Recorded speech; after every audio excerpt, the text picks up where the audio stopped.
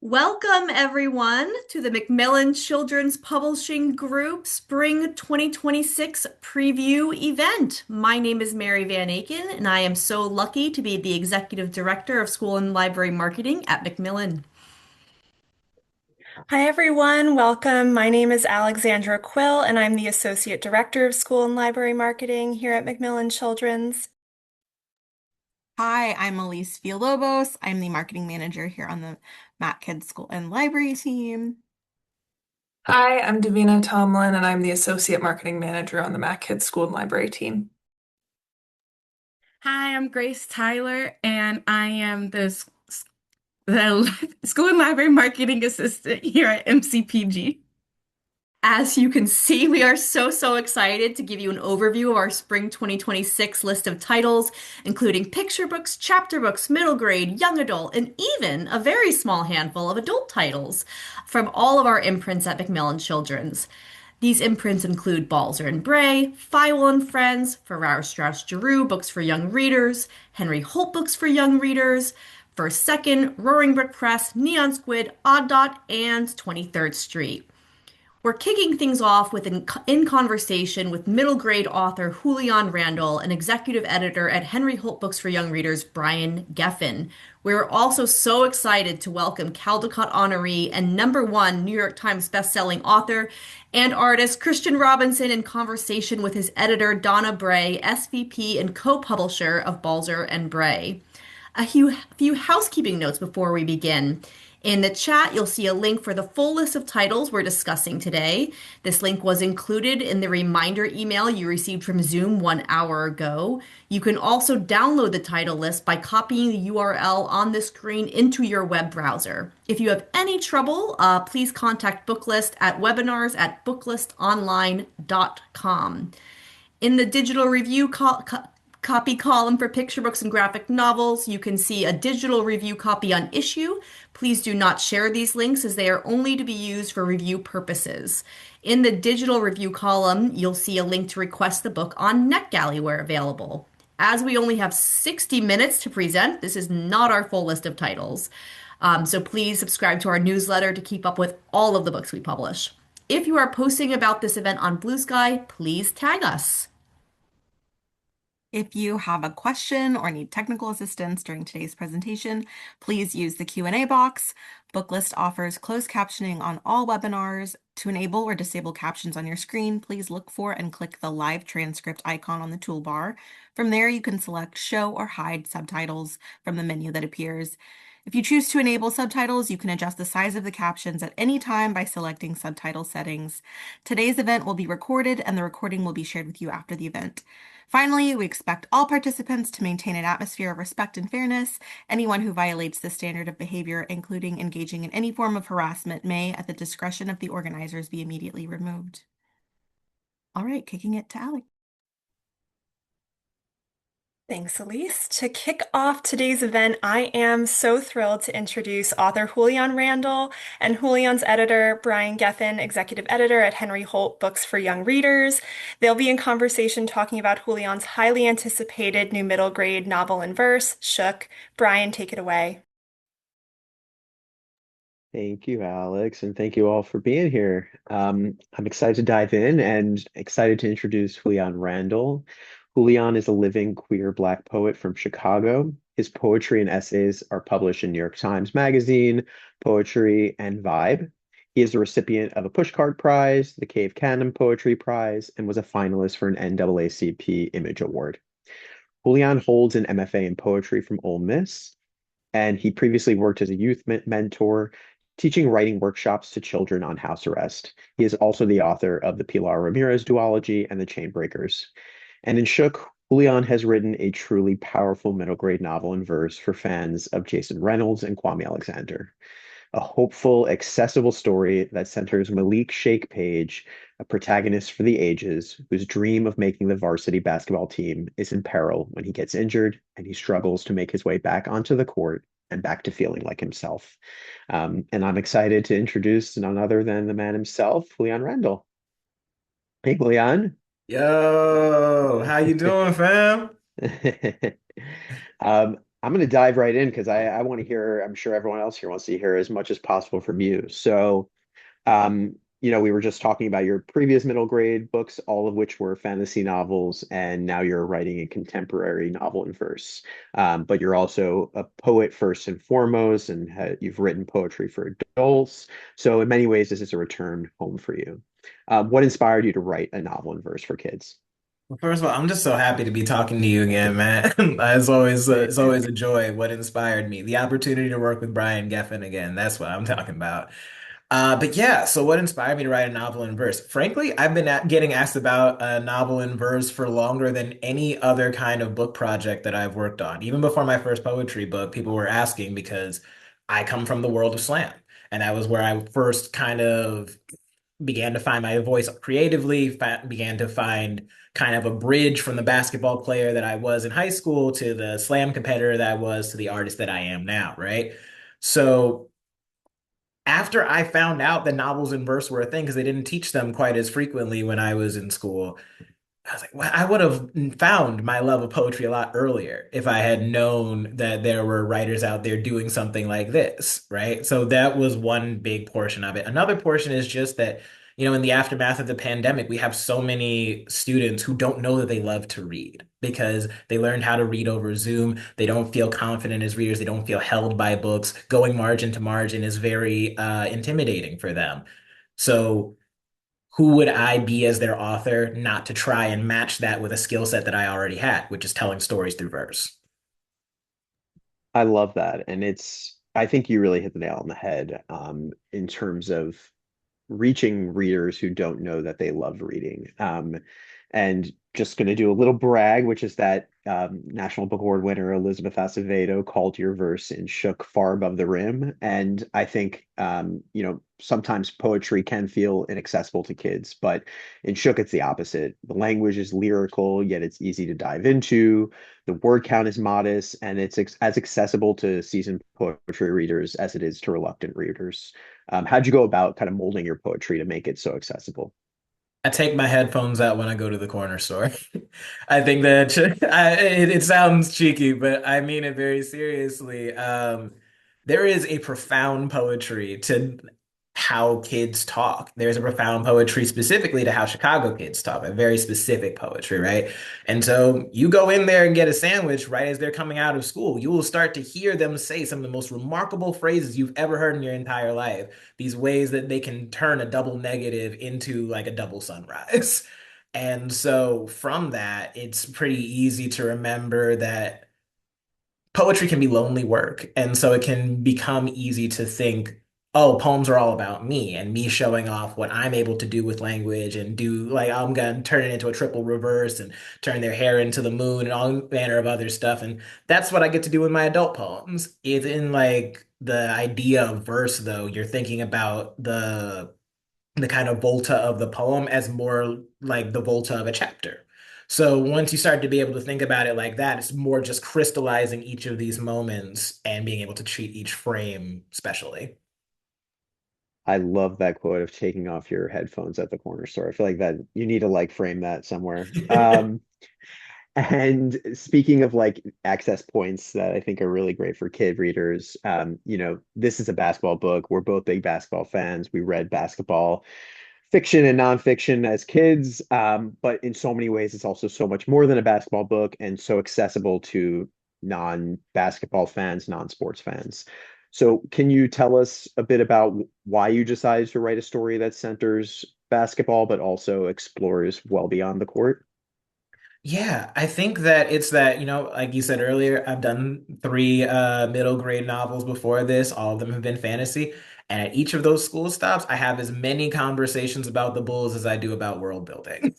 So you got like once that becomes clear, oh, okay, great. Kids still love basketball. I love basketball. I can tell them about things that I love that are not necessarily something that they would associate with school. And if I'm able to get them to know, hey, I have many opinions about rap lyrics. I have many opinions about like, are the Bulls going to make the playoffs this year? We will not. But overall, because of that, that's that bridge that they're looking for, right? And I think that oftentimes, if you can find a bridge that can also be a son to a child, and I'm going to explain what I mean by that in a second, then you've hit everything that you need to. And what I think is that every kid is their own galaxy, and they have a sun around which they orbit, and everything else kind of functions around that.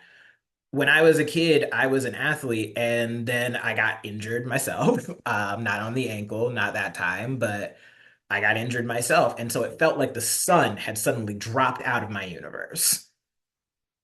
And what a devastating experience that was for me as a high schooler. I can only imagine how it would have affected me if I was 12, when I believe that my anxiety began to like really manifest. Um, and how much I would think this is the end rather than this is the beginning of a new chapter. And I don't want kids to feel like they're ever at the end of anything. I I kind of just want to let you just continue speaking and stop interrupting you, but I also want to make sure that we're touch on a number of topics.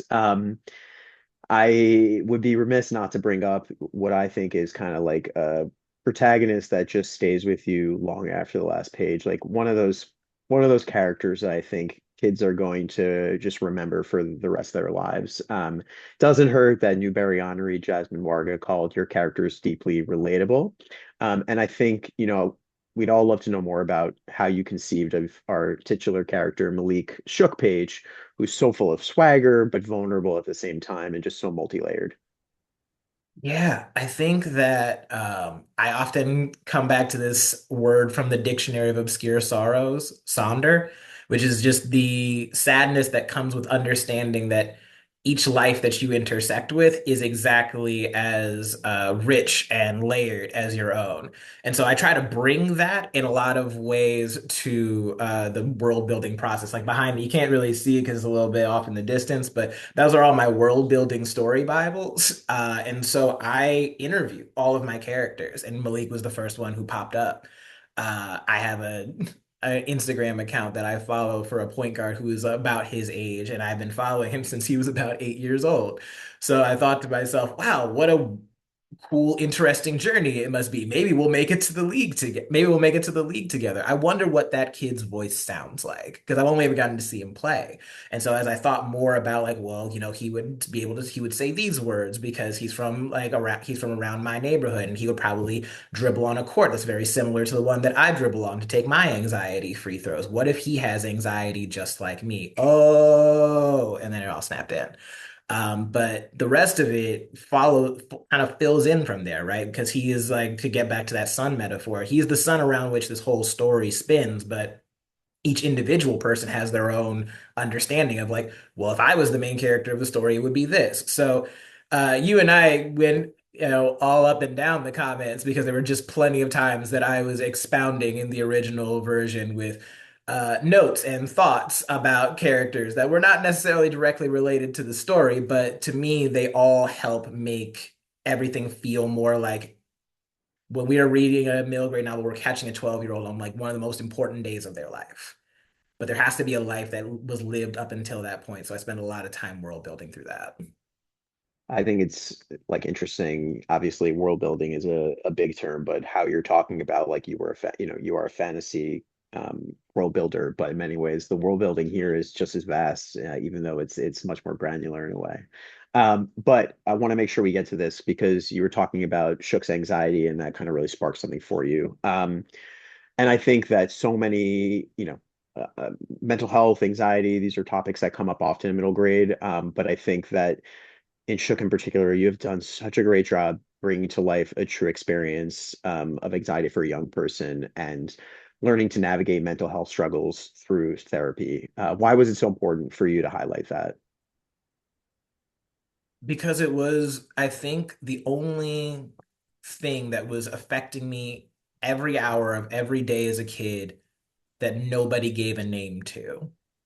I think that across the course of my life, I've experienced any number of like other intersections of my life that have been struggles. I've experienced racism, I've experienced poverty, but I was told that I was Black. I was told that I was poor, but I did not know that I had anxiety. I didn't know that this thing that I do with my hands, which I originally learned from a basketball dribbling drill that they used to call typewriter, to make myself feel better, was a manifestation of anxiety. And so as that went on across the course of my life, I thought, well, I could never be a varsity starter because I'd probably choke up at this moment in time.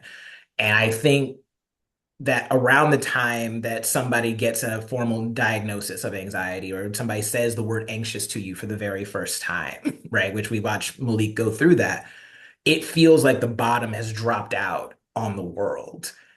And what a devastating thing that was for me as like a late teenager, like maybe I was like 19, 20 years old when somebody was finally able to identify that's a thing that was happening with me.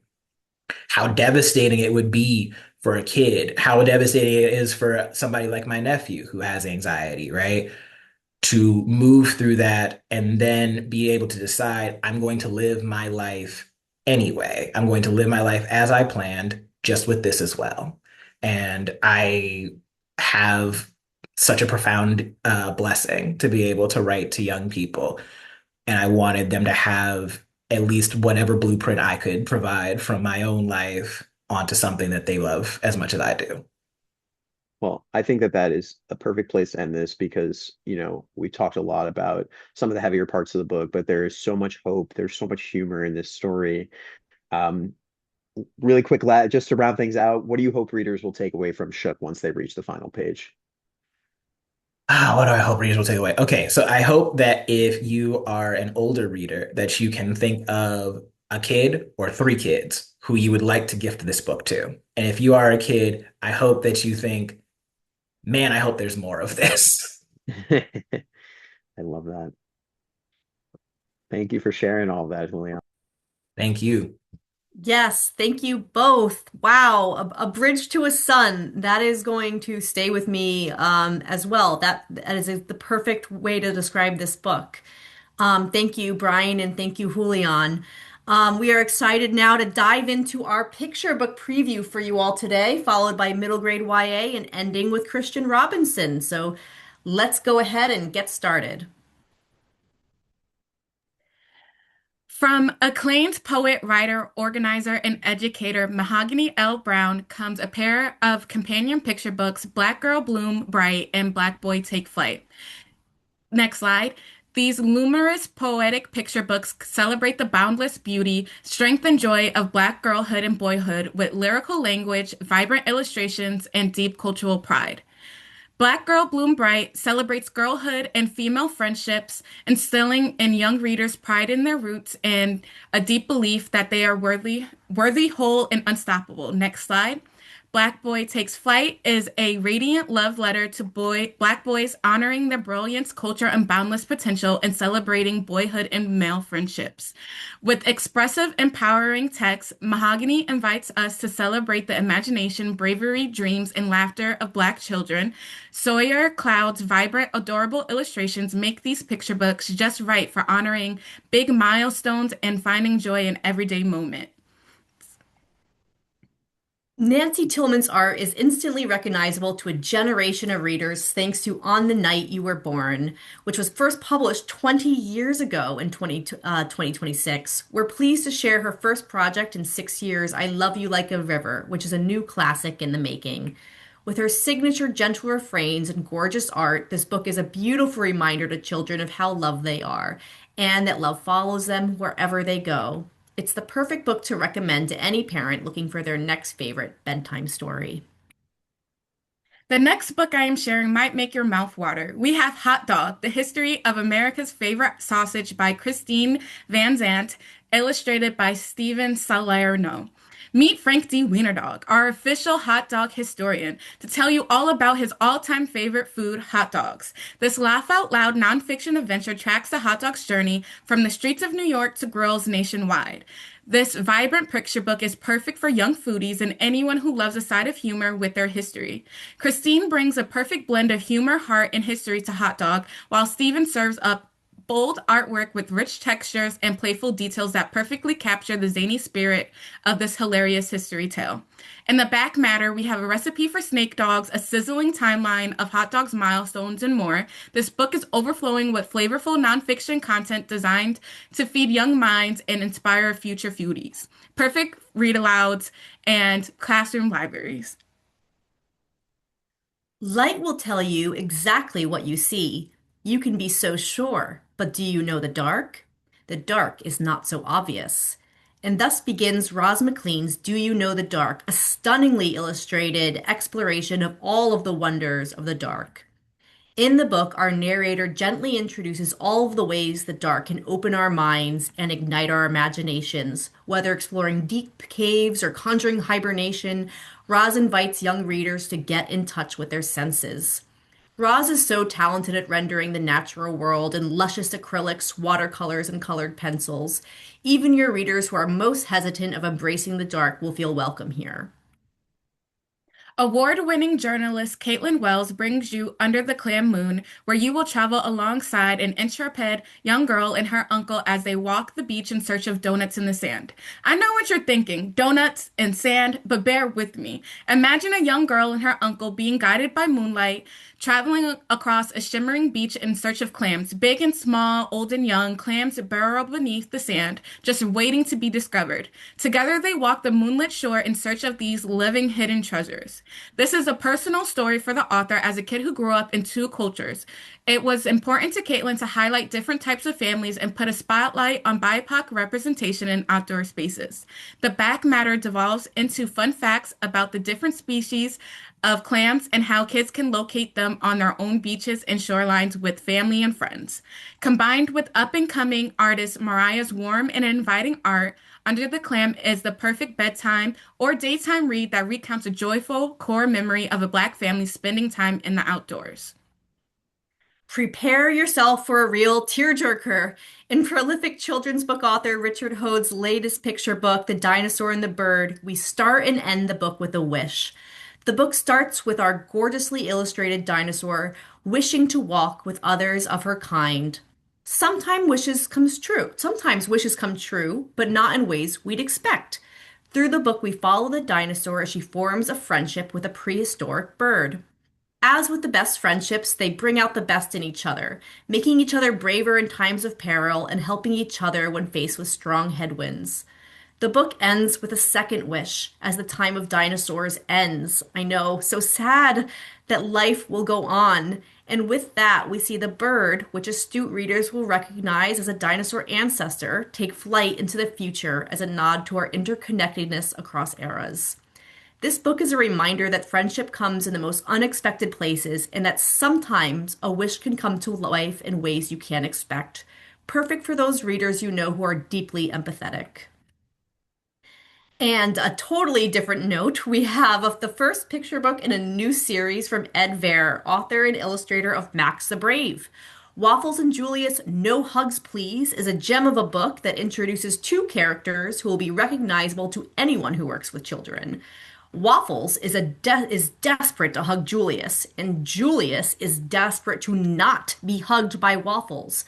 This book beautifully taps into the psyche of young childhood, both those children who have a fledgling sense of boundaries and those children who just need a little bit of space. What I love, and I think you will too, is that no one is the bad guy here. They're both just so deeply relatable. I'm moving on to another great pet story, but if you want to let us know in the comments whether you're a hugs or no hugs person, we would enjoy that. Next up, we have best-selling creators Lee Bardugo and Liz Climo, who are a dynamite team in their first collaboration, Better Pets. We follow BFFs Yvette and Evan as they seek out a better pet, better than the mostly boring varieties of all their friends. A rare pet emporium is in town, and the varieties are endless. a refrigerator to save you snacks for later, a tattling rattler who will tell on your friends so you don't have to, and even a you can too can who believes in you. But after this irresistible tour, Yvette and Evan reach the conclusion that a boring old dog and cat will do just fine. Lee's text is so delightful, and Liz's artwork is just packed to the brim with fun details for young readers to pore over. Plus, it's a whole lot of fun to read aloud, and we highly recommend you following this up with following up your read aloud with an invent your own pet activity. Award-winning author Kelly D. Puccio brings you her new picture book, How to Be a Proper Ogre. Mary Beth doesn't quite fit in with her family of ogres. She's not green, she's not gross, she's not scary. Proper ogres are green, they pick their noses, they drool, they burp. Mary Beth's brothers, Crusty Boogers and Hairy Knuckles, are proper ogres. She may be different, but she's still loved by her parents and brothers. But when Mary Beth has to stand up for herself and her family, she finds out she knows more than she thinks about how to be a proper ogre. This picture book is a great read aloud with the potential to be a new classic full of sound effects, funny voices, and surprises.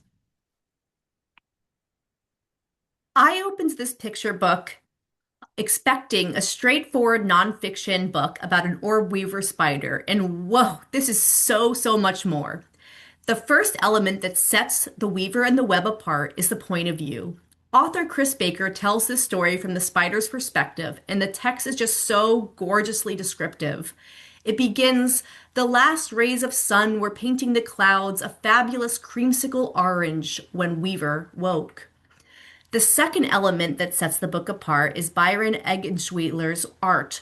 That what we can see on the spreads is the world as it would appear perceived through the weaver's eyes. So we see a lot of shadows in black and white. But once she builds her web, we see her worlds come alive thanks to the vibrations on the web that cause her to sense what's happening. The book also includes a full spreads that invite readers to turn the book around so that they can see this world from an entirely new perspective. And the third element that sets the book apart is empathy, the empathy that it inspires. Here's an example. We see toward the end the weaver's perspective as a person steps through her carefully constructed web. Here's what happened.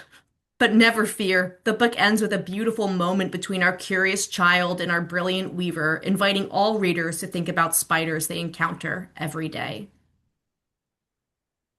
When we make memories together, our bonds grow stronger. Celeste Pewter's grandfather shared this sentiment with her when she was a young person, and has become the uplifting, unforgettable through line of her picture book debut, which concludes with an author's note about the inspiration. The Great Pancake Party follows Lily's family as they prepare for Halloween. Lily's grandfather, or Lao Ye, has recently moved to the US from China and is excited to host a Halloween party to introduce his new neighbors to favorite family recipes. Lily feels some trepidation about sharing their favorite pumpkin egg pancakes with her community. Will they like their family's special food, or would it be better to make something that people will recognize? Her Lao Ye encourages her with a reminder that I make them family dishes, Lily, because that's how they become family. On Halloween night, Lao Ye's delicious, inclusive vision becomes a mouth-watering reality. Pumpkin egg pancakes are enjoyed, new bonds are formed, and a tradition begins. Featuring warm, inviting illustrations by newcomer Kelly Wu throughout, this book offers the perfect opportunity to encourage young people to share their own family recipes. Consider hosting a potluck at Halloween or any time of year. The book also concludes with a delicious pumpkin egg pancake recipe. Even though Halloween is some time away, I wanted to share two great social emotional learning books. We have Vampire by Justin Colon and illustrated by Lenny Wen, a spooky and hilarious picture book about an adopted vampire kitty who finds the perfect home. And Vlad is Mad by debut author Sue Moon, about a grumpy little vampire who learns how to manage his big feelings with some help from dad. These two picture books are fantastic read-alouds for all year long. So many of you will be familiar with the author of our next book, Stephen Savage. He's so beloved for his ability to distill basic childhood concepts into picture books with dynamic illustrations and brief, emerging reader-friendly text. Wide Load on the Road is no different, introducing key vocab words like wide, heavy, tall, and long in a fun to read book about a truck carrying a wide load across a very long distance. This book sits perfectly alongside Steve's beloved backlist like Super Truck and Little Tug, which are favorites in my house. Based on an old playground sing-along that some might remember, I Guess I Go Eat Worms by Linda Liu tells the story of a lonely duck and even lonelier sheep who are so alone, so uncool that the only thing they can do is go eat worms. Gross. I know, a little Jurassic too, right? And they don't just gobble up any worms, they eat wet worms, gooey worms, fat worms, chewy worms. They start to have fun. They even start to revel in their loneliness, but deep down, all they want is friendship. Linda's trademark deadpan humor, keen eye for style, and quirky character design combined with the benefit of being based on a song make this book perfect for a performative read aloud that will have classrooms laughing and kids at home begging for one more read. Plus, there's even a sweeter surprise at the end of a book, a worms and dirt Sunday recipe. As we said, this is not all the picture books we have coming out this spring, so please browse our full title list so you do not miss a single book. Moving on to middle grade. Thanks, Mary. Just in time for the 2026 World Cup. Oh, next slide. We have a soccer-themed middle grade mystery from Pura Belpré honor recipient Angela Cervantes. Join 12-year-old sleuth Diaz Espada, named after Lionel Messi's jersey number by his soccer-obsessed father, as he tries to track down the stolen World Cup trophy in time for kickoff in just 24 hours. While this is, in fact, a high-octane mystery adventure filled with soccer history and trivia, don't be fooled into thinking that it's just a sports book. Diaz is also healing from his mother's death and struggling to find a way to explain to his father that while he loves soccer, he'd much rather be solving mysteries. And it's also not just a grief book or a coming-of-age book either. It's funny and kind and silly too. And because I know that you're wondering, I'm happy to announce that we have both a Spanish and English edition of this book. Next slide. This season, Steve Shankin has turned his pen to the Wild West. With help from John Chad, this is a prose book with spot art and comic interstitials, as you can see on the next slide. In Diamond Fever, he tells the story of the Great Diamond Hoax of 1872, when a pair of scheming prospectors sold a non-existent American diamond deposit to prominent businessmen with the promise of fame, fortune, and riches beyond their wildest dreams. This small con prompted one of the biggest and briefest diamond prospecting crazes in U.S. history. And once again, Steve Shankin examines a little known and fascinating piece of history, and once again, he's turned it into a page-turning nonfiction novel that reads like your favorite movie. Shifting gears tonally, I'm excited to present The Edge of Forever by Megan P. Brown. After her father dies, Maisie is sent to spend the summer in the very small town of Heaven, Texas with her aunt. And Maisie doesn't want to be there. Thankfully, she finds a sanctuary in the Heaven Library. After the local librarian gives Maisie some space to heal and some very astute book recommendations, Maisie meets Walt, a new friend. But as they explore the town, they stumble upon a stealth campaign to develop one of Heaven's most beloved natural resources, and they also uncover a long-buried, life-changing secret about Maisie's family. This secret, along with the explosive event at the Heaven County Fair, might change everything. This is a story perfect for fans of Kate DiCamillo and Dan Gemeinhart, which celebrates the healing power and essential roles of libraries in small towns and showcases the way that unexpected friendships carry us forward. Now picture this. In small-town Louisiana, 48 men are trapped, and a 13-year-old girl cares for an egg. It sounds a bit strange when you say it like that, but I promise you that it will all make sense when you read A Wish with Wings, Sarah Guillory's latest in middle grade novels that might make you cry. In a good way, I promise. When a sinkhole causes the town mine to collapse, trapping all the miners, including 13-year-old Evan Calais' dad inside, everything in her life stops. Evan seeks solace in the outdoors and comes upon the most peculiar thing, an egg. While Evan waits for her dad to return, she cares for the abandoned egg. If it can hatch, maybe her dad has a chance too. With passionate scientists and kind librarians helping her along the way, Evan learns about the effects of the mine on local birds. And now she has a big decision to make because she has a secret. She might know what caused the cave-in. It's a soft and sweet book about something unimaginably difficult that will help kids cope with the hardest of times by encouraging them to learn and find community around them. Next slide. So before I start, I just want to say I see the dog on the cover. You see the dog. We all see the dog on the cover. And let me assure you, I double-checked. No dogs will die in this book. Now on to business. Campbell Cole has a soft spot for strays. Her father, the head of the local animal control, is as aloof as they come, so Campbell knows what it's like to feel abandoned. When she finds a stray pup, Campbell wants to save it from going to the pound, but the only person she can trust is her best friend Teague and her military veteran father. They love the dog, but can't keep him, and thus begins a quest to get him to California, where a fellow veteran wants to adopt him. But when Campbell's father finds out, can Campbell stand up for what's right? Perfect for fans of big-hearted animal stories like Wish and Pax, Strays is an irresistibly sweet middle-grade story, and it's one you won't want to miss.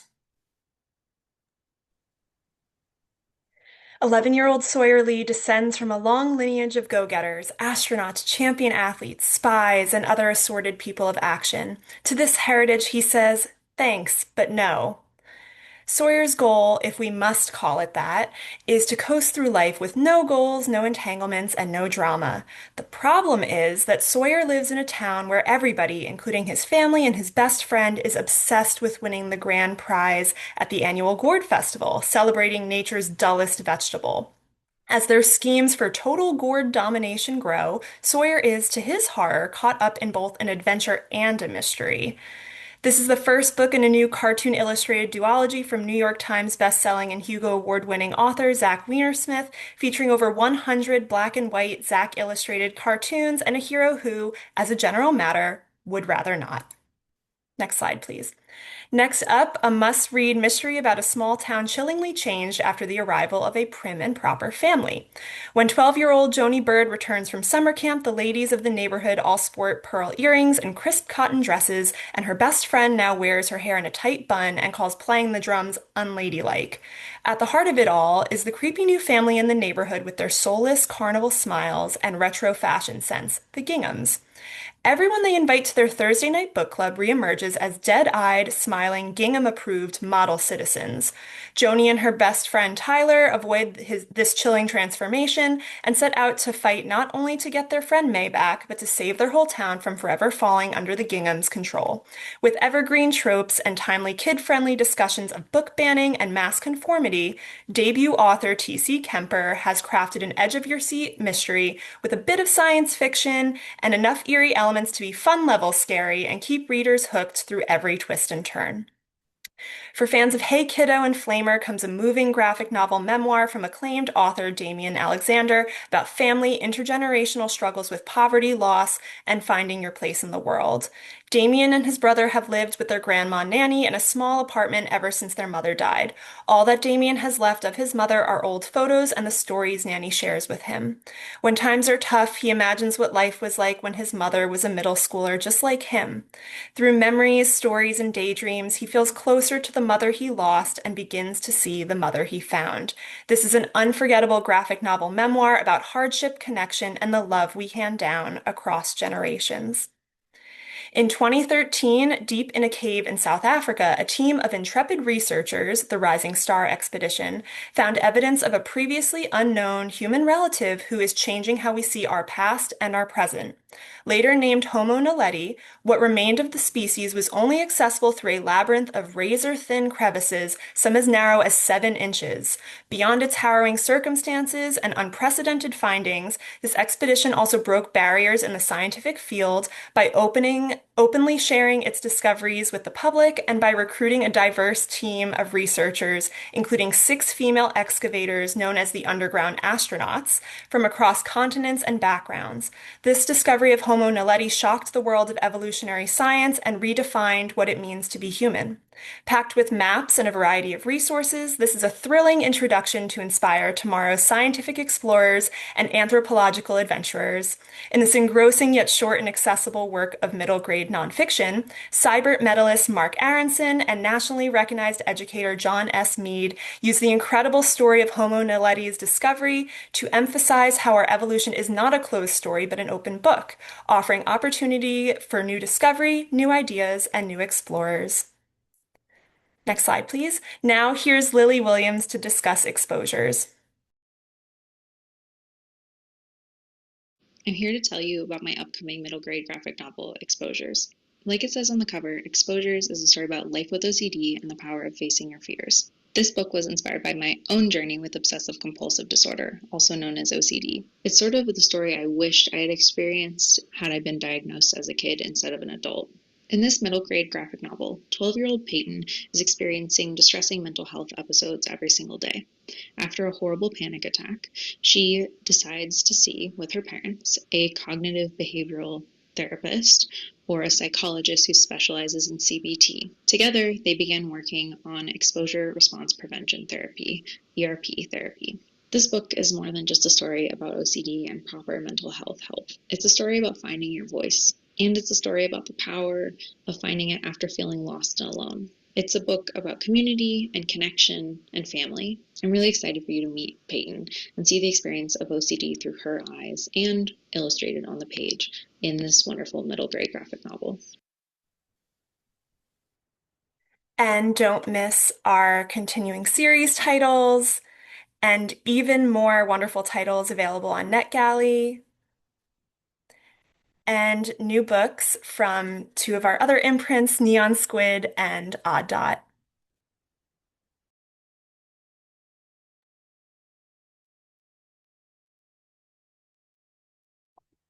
Kicking off YA with As I Dreamed of You, written by Jennifer Lee, the writer and director of Frozen, and illustrated by award-winning and best-selling creator Lei Wen Pham, this graphic novel romance with a supernatural twist follows Franny and Sam, two teens whose love feels effortless, electrifying, and unbreakable, until a tragic accident tears them apart. And yet, somehow, through vivid, lucid dreams, they find each other again. But the cracks in their dream world begin to show, and reality seeps back in ways that are heartbreaking, profound, and unforgettable. Lei Wen's stunning art encapsulates the characters' dreamscapes and moments of profound despair and joy with her expressive brushstrokes and sophisticated colors. Perfect for fans of blankets and You Reach Sam, As I Dreamed of You tackles complex subjects like grief, depression, and self-destructive love, and feeds an ever-present hunger among teens for stories that foreground emotional catharsis. Inheriting a gay bar from your secretive great uncle? Awkward. Trying to save it while catching feelings for the wrong girl? Complicated. This Must Be the Place by Kelly Quinlan. From the author of She Drives Me Crazy comes an exuberant YA novel about queer joy, found family, and standing your ground.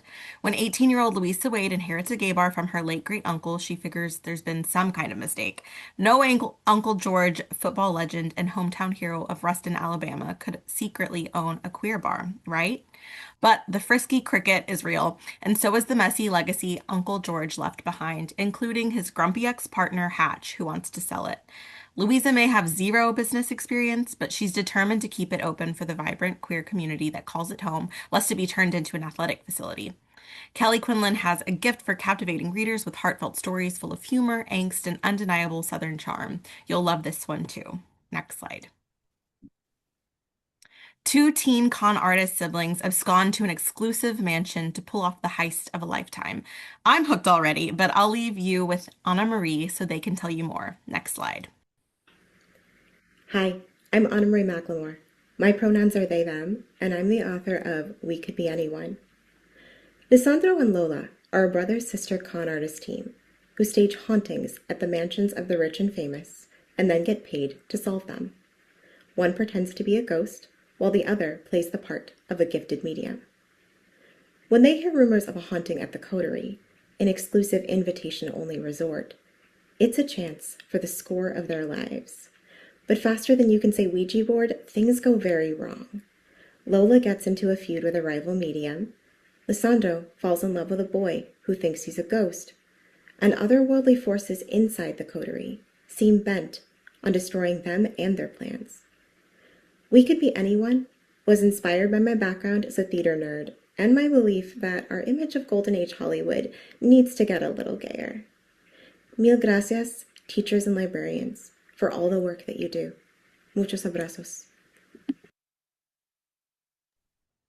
I am so excited to discuss a book that reminds me of one of my favorite shows, The Umbrella Academy. We have award-winning and New York Times bestselling author Frida Ebike Eyemide's new YA mystery, The Heirs, which follows five teen adoptees trained from infancy onward in the Button Method, an experiment their abusive billionaire father creates to try to prove that nurture outweighs nature in the making of child prodigies.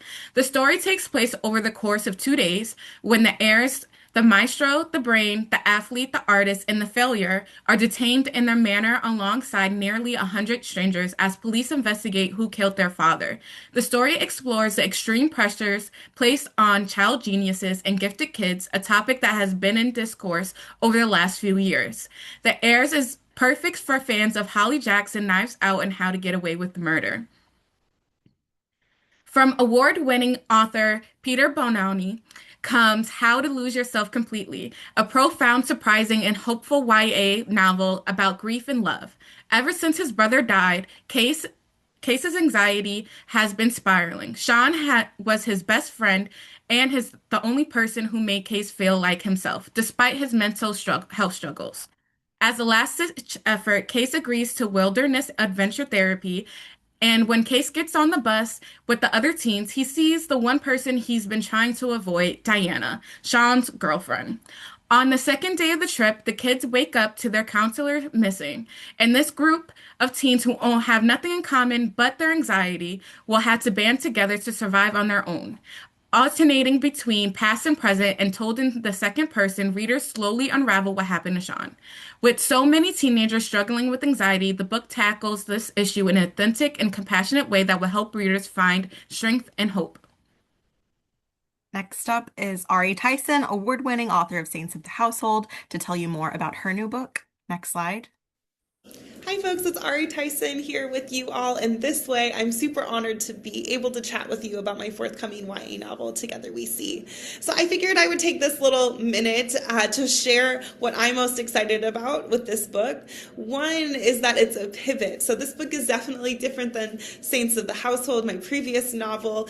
It is more of a thriller. It takes place in a completely different location. It takes place primarily on my reservation in Costa Rica, and in the rainforest, in the heat and humidity. And this book also has a different structure. So it's structured by having a kind of a first-person speaker of Ula Dominguez, who's kind of our primary protagonist, but also it's narrated by a collective voice of passed on matriarchs. So my tribe is matriarchal, and these passed on matriarchs get to head hop into various points of view, various characters and people that are useful to figuring out what happened in this book. So I'm really jazzed to get to bring this book, the structure to you, and even this location, which I've had plenty of readers ask me, when do we get to go to the territory? And I guess this gets to be the book where that happens. So big love to you all. Thanks for listening.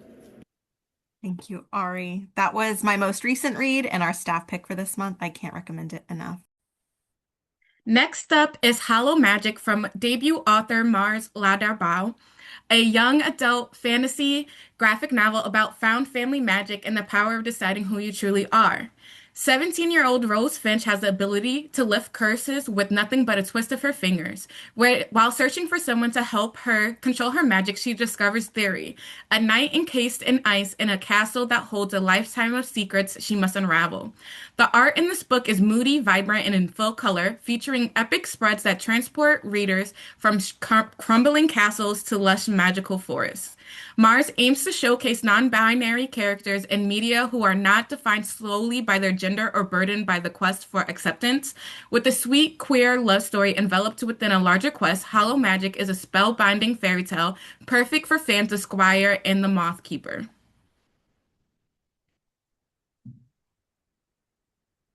This is Rashid Khalid's The Hundred Years' War on Palestine, but for young adults. Already an essential text for college classrooms all over the country, it's now more accessible than ever. Palestine, a primer, is for teens who have heard about the conflict in the Middle East but have nowhere to turn for a history told by a Palestinian. It's also for readers who may be intimidated by the original. Told in Rashid's voice, this is an approachable, generously illustrated volume that makes the history comprehensible. Next slide. This edition puts special emphasis on the author's illustrious and storied family to make the conflict less abstract and more personal. There are images of his family throughout the book and maps, graphs, and other visuals that are new to this edition. The text is organized into bite-sized sections of 2 to 3 paragraphs each, so not to overwhelm the reader. And the history encompasses the years 1917 to 2017. It does not take on October 7th, 2023 and its aftermath. Rashid is the author of 8 books about Palestinian history. His writing has appeared in the New York Times and many other places. He was, until recently, the Edward Said Professor of Modern Arab Studies at Columbia University, where he is retired, but now Professor Emeritus there. Next slide. Please check out even more YA books coming soon in the preview title list and on NetGalley. Next slide. And moving on to adult, we have the first in a deliciously dark romantasy graphic novel series from the creator of the Atlas Six trilogy. Clara has the rest of her life planned out perfectly. Graduate college, get a job at her hometown library, and settle down with her adoring boyfriend. It's a respectable relationship complete with love languages and a pledge to wait until marriage. Next slide. But when an unusual tourist, tall, dark, and infernal, comes to town, Clara's careful plans start to unravel. The stranger who calls himself the devil tempts Clara with reckless talk of power, ambition, and lust. Eventually, Clara is forced to confront the dark desires she's kept secret her whole life, even from herself. Little Kimura's watercolor art is stunning and sensuous, and her devil, with his electric blue eyes and cryptic smiles, is hot. And the surreal and inventive panel layouts really capture the fluid morality, perfect for readers of Lore Olympus and the Mafia Nanny. Next slide. Next slide. Next slide. Okay, we have the undergrads. This is the first from #1 New York Times bestselling author of Dumplin', Julie Murphy. The undergrads focuses on the love lives of 3 college girls who are best friends, and it's told from the dual point of views of the girls and their love interests. The vibes are Nicola Coughlan and Bridgerton with the Sabrina Carpenter soundtrack. A romance lover's dream. The tropes are all here. Marriage of convenience, just one bed, he fell first and he's angsty about it, and your new favorite, grilled cheese as foreplay. The undergrad series will be published in hardcover and paperback simultaneously and is so bingeable, and it's coming out in consecutive years. This is perfect for fans of Abby Jimenez, Ali Hazelwood, and Elle Kennedy, and we give it 3 chili peppers on the spice meter. That is it for adult. Now I'm going to kick it over to Davina. And I will very quickly introduce our next speakers. I'm excited to introduce the final guests of the program, New York Times bestselling author and Caldecott and Coretta Scott King Illustrator Honoree, among other awards, Christian Robinson, and his editor, Donna Bray, SVP and co-publisher at Balzer and Bray. They'll be in conversation talking about Christian's highly anticipated picture book, Dad. Donna, take it away. Thank you, Davina, and thanks everybody for being here. I'm so thrilled to have Christian Robinson here to talk about Dad. This is an extraordinary book that is perfectly pitched for very young children, but judging by the powerful emotional reactions of every adult who has read it, I think it's fair to say that Dad is a book for everyone at any age. Christian manages to convey all the complexities of the father-child relationship through animal and human interactions with open-hearted generosity. This is also a book that's already received 2 stars and more to come. So welcome, Christian. I wonder if you could talk a little bit about the first seed of this book, which was planted during a school visit. Okay. Hi. Hello, everyone.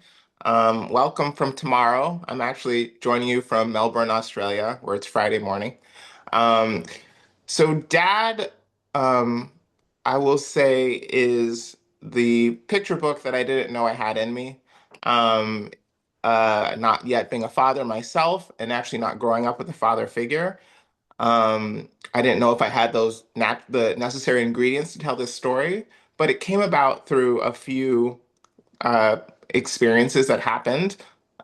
Briefly, I'll share. Basically, I was doing a book reading at a school visit, and Usually I talk about my background. Tell the kids, this is where I grew up. This is my partner, John. This is our dog. This is where I live. I talk about my childhood. I say, this is a photo of my mom, but actually I wasn't raised by my mom. I was raised by my grandmother. She was my caregiver. Um, and as I was going on, a kid kind of interrupted and said, well, what about your dad? And I could tell it made the room uncomfortable. And I wasn't upset that the kid interrupted. I was kind of taken back because I thought in the many years that I've done this talk, no kid has actually asked, what about your dad? Where is he? Because he's not in the slideshow. And so I think in the moment I said something like, oh, yeah, okay, that makes sense. It takes two, right? Well, uh, my grandmother was my caregiver, and I'm grateful for that. And so I later learned that that child was actually in a household that was going through a divorce. Um, it was a small school where, everyone knows each other, person's tea, and I got the scoop in the teacher's lounge. And basically, yeah, I imagine on that kid's mind was the thought of custody and what parent he might be with more, and dad maybe not being as available. So that stuck with me, paired with a kind of health scare, like a little high blood pressure scare that I had, but actually ended up being like a false alarm white coat syndrome thing, if you know what that is. Basically, I just get really anxious in a medical setting. But before that happened, I thought maybe I should reach out to my father, who I have no contact with, and see if there's like some family health history that I'm not aware of. And my partner did some internet investigating, and I've looked for him in the past, but never came across anything. But he had literally just created a Facebook page that year, and it only had two posts on it. And one was about me, a little article about me making books. And he captioned it saying, looking good, kid, keep going. And that totally disarmed me because I had no idea that this person even thought about me. And so all that kind of stirred up in me this story about dads, about parents, about caregivers, about how they sometimes fall short, about all the things that parents can be and encompass. And yeah. That's incredible. I mean, those two stories in combination, leading to this text, which is this like incredibly elegant, very simple declarative text about dads, that manages to capture everything you said is just such an achievement. Can you talk about like how you came up with the framework for it? Because there are a million ways you could have gone. Yeah. So I love animals. So as I was processing what is a dad, I decided to look to nature for answers. And I looked at all the different ways that dads show up in nature, and I recognize that there are many ways to be a dad, as there are dads in the world.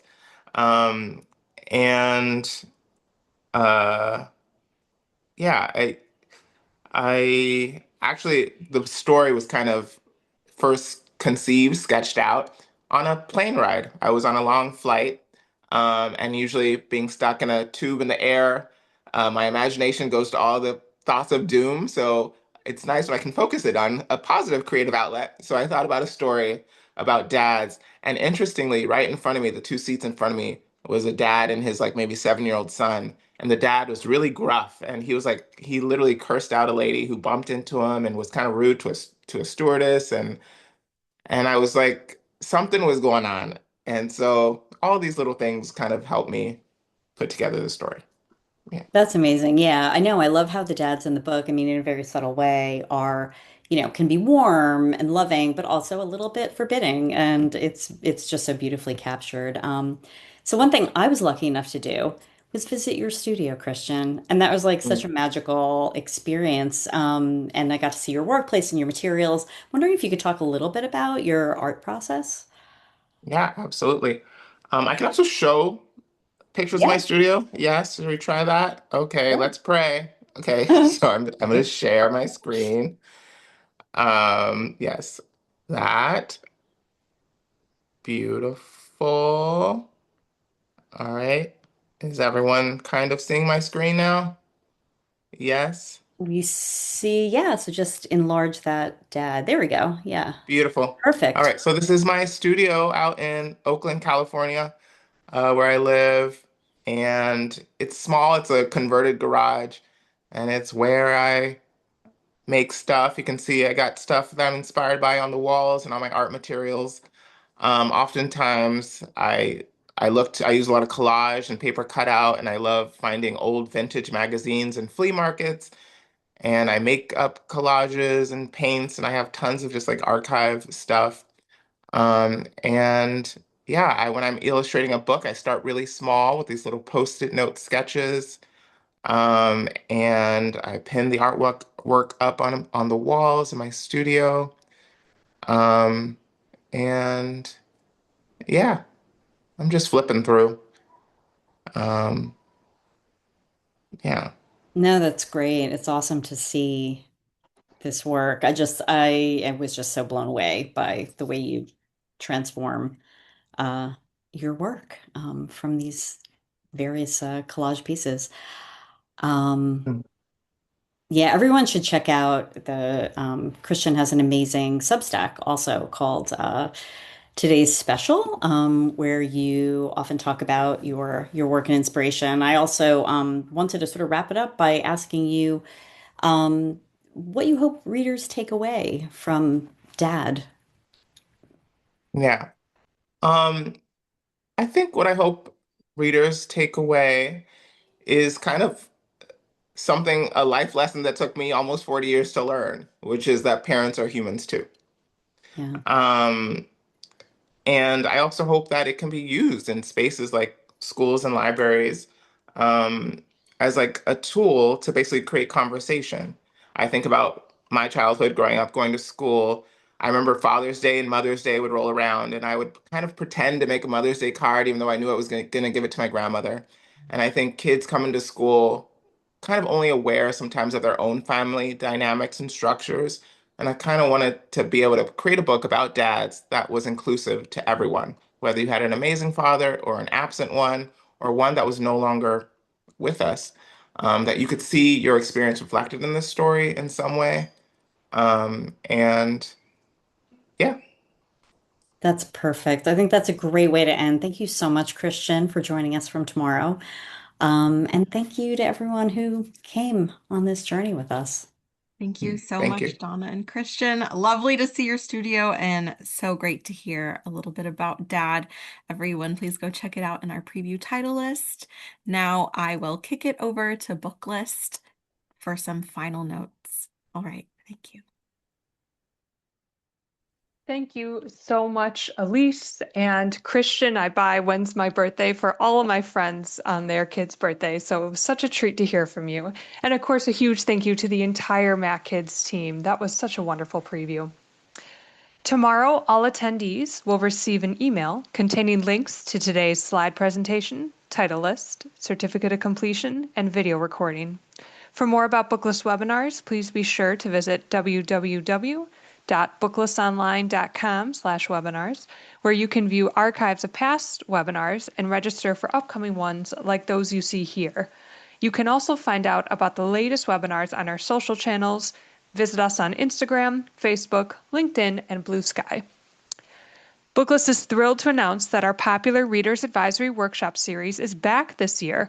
Scan the QR code on the screen or head over to our website to register for this free event on March 18th, featuring 3 stellar one-hour presentations covering Reader's Advisory for history, a deep dive into romanticy, and an exploration of the 4 cornerstones of reader interest. Hope to see you there. 150 years of empowering library professionals, advancing access to knowledge, and protecting the freedom to read. Since 1876, the American Library Association has embodied America's aspiration for knowledge and democracy, championing the professionals who make that promise real every day. Scan the QR code on the screen or visit ala150.org to learn how you can join us in helping to shape the next 150 years of libraries. Thank you so much for joining us for today's webinar. One more huge thank you to all of our guests, panelists, and the MacKids School and Library team. This concludes today's webinar. See you next time.